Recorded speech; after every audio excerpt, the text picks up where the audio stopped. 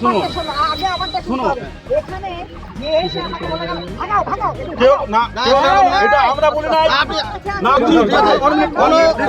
মিথ্যা ইলেকশন লাগাবেন না মিথ্যা ইলেকশন লাগাবেন না আমরা শান্তশিষ্টভাবে বলছিলাম। হ্যাঁ এখানে দেখো তোর মতন সবাই শান্তি চায় না তুই যেমন শান্তি চাস আর তোদের মধ্যে অনেকে শান্তি চায় না শান্তি চায় না? আর তুই শান্তি চাস হ্যাঁ, তাহলে এই বিষয়গুলো কেন?